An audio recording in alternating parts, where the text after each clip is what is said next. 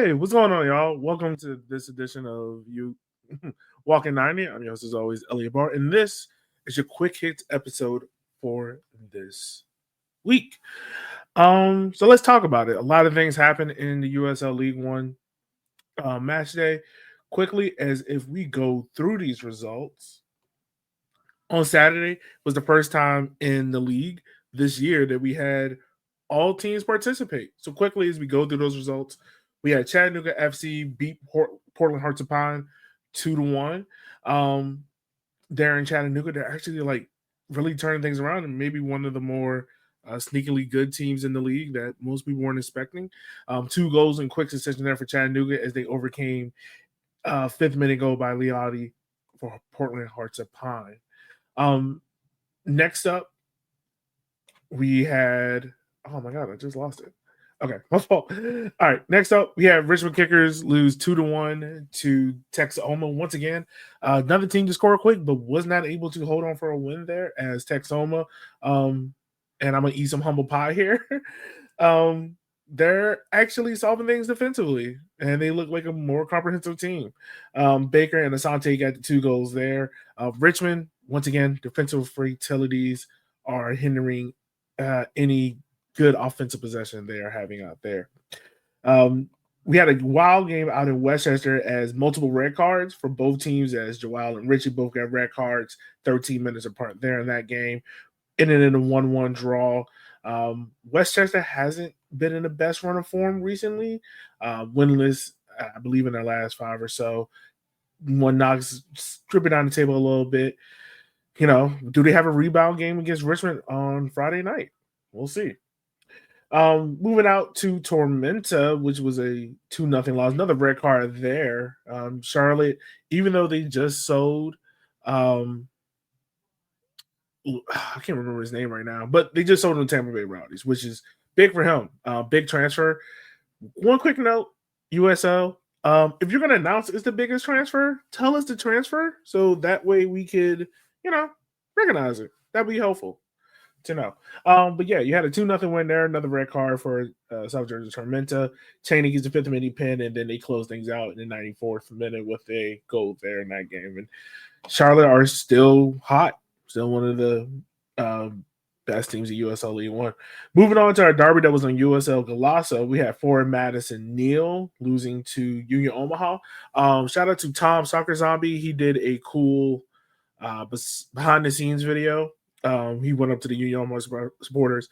If you're in the USL show Discord, I was kind of giving him some stick about multiple cross-dressing jerseys. He had a Union Omaha jersey, but it had a format as a hat. It's like you got to choose one. But outside of that, Union Omaha, actually their goal was in Sports Center. It was either Sports Center or Galasso. They were ranked number 1. But yeah, another halfway goal there, 14th minute. Union Omaha having problems. I mean, not Union Omaha. Ford Madison having issues scoring at the minute, despite the talent that is there. So maybe that is something we'll look into a little bit deeper on next week's episode. Greenville gets a 1-1 draw against the FC Naples side. Now, this is a good win, a good draw for Greenville. Kind of gets them stabilized coming off of the back of the win against Charlottesville. Charleston Battery in the Jägermeister Cup. They get a 37th minute goal here from Castro, and then Hinderlong once again gets his goal again. Hinderlong's been it wouldn't shock me if he's in the USL team of the season.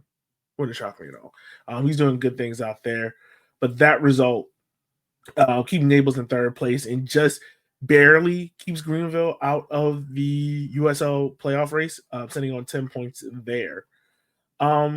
Moving along, we go to the last result of the night. A 0-0 draw. Not really too much happening out there, but hey, AV Alta did have a strong crowd, 35K out there. I think it's really spectacular. AV Alta is a team that we talk about a lot in this show because of the amount of possession, but a lot of the things they're doing out there, super awesome. I think they just dropped some new merch as well. So if you're interested in getting that, go to their team page, check out that. They do a lot of cool stuff with the local market, which, to be honest, I wish more teams would embrace their local markets because you really do have some dope creators out there. But it's a 0-0 draw with Spokane Velocity out there.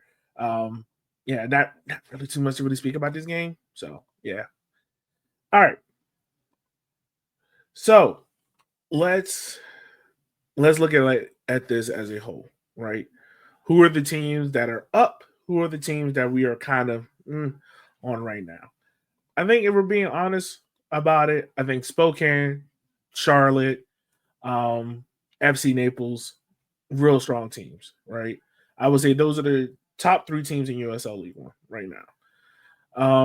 And then you get into the case of what I like to call it okay to good and then okay to bad. So think about it like this. These are teams that are like at average, they are average teams, but on their day, they can be good. I'll put One Knox in there. I'll throw AV Alta and Chattanooga right now. Just based on how things are going for them, I'll throw them in there. Okay to bad, I would have to go Richmond, Texoma, Greenville, and Union Omaha. Right now, there's the teams that are okay on the day. They're good. They're okay teams, but they have a lot of moments where they're bad, like just flat out bad. Whether it's defensive fragilities, offensive weaknesses, inability to score, just looking flat-footed. Put it like that. And then I think the next category behind that are teams that want you wanting more. Teams that you're like, should be more here, should be getting more. And that's why I throw in the likes of, I think I didn't say them, Texoma, Fort Madison, Union Omaha, Portland Hurst-Upon, Westchester, and South Georgia Clements. These teams make you want more, right? They have great players. Like look at South Georgia, Mason Turnbridge, Westchester. You have John Bolaños and Overton. Portland Hurst-Upon, you have Liotti and JT Kamara, Union Omaha, Joey G, Fort Madison, Viadair, Gebhardt. Key players like that, right? And these teams make you want more. These are some of the teams that a lot of people were predicting to be up in this mid-tier race, and they're not. They just haven't really kicked on yet this year. Like multiple teams are going through multiple winning streaks right now. So somebody eventually got to get it together soon. So yeah, we look at that. Moving on ahead. Once again, we look at attendance. Texoma is trying to have the highest attendance for any team in USL League One. If they keep these results going, maybe they can get it. Maybe they heard me talk about the fact that they won't be able to do it, and now they're trying to show it. So what's interesting there? Signings and transfer. We are getting to the summer months now, so we have already seen it. Teams already started to sign players where they feel like there are deficiencies. Not my Richmond Kickers. We haven't signed anyone yet. Just been a bunch of academy players. But teams are starting to send money. Teams are also selling players. Like Charlotte, for instance, they sold probably their best peer curator to Tampa Bay Rowdies. Once again, they haven't disclosed what the fee is. But I mean, that's huge. That's huge. And you talk about a Charlotte team that didn't miss a beat with him not being in there. I think that might have been one of the questions that a lot of people were wondering. Would they miss a beat with him not being in the squad? Apparently not. He apparently seemed to be doing fine and going on up. So a big shout out to them and getting that money in. Also, just news that kind of came through.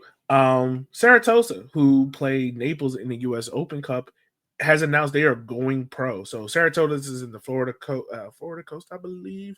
Florida geography ain't the best, but they're down there in Florida. They just announced they're going pro, and they're already started on 2026 deposits. I mean, to be honest with you, and it only takes $26. That's not bad. It's not bad. So get your deposit in $26 and they'll reserve your spot, and you get a ticket to the last game. Yeah, that's not bad. As we look at it, next year you're gonna have a lot more teams coming in. So I believe you have North Jersey, Saratoga, Fort Lauderdale, Boise. There's always one I'm always forgetting, but there's another team coming in. So the league is growing. I'm still desperately asking for a team in the DMV area so I can have a closer away day. But yeah, it's growing. That's a strong thing to see in that region and everything. And honestly, like we get a closer derby. I believe that next year, like the two closest derbies will be North Jersey and Westchester, and then Saratoga and Naples. So I mean, hey, if you can make it out to those games and see those away days, like do it. Like I'm pretty sure it would be a dope atmosphere out there.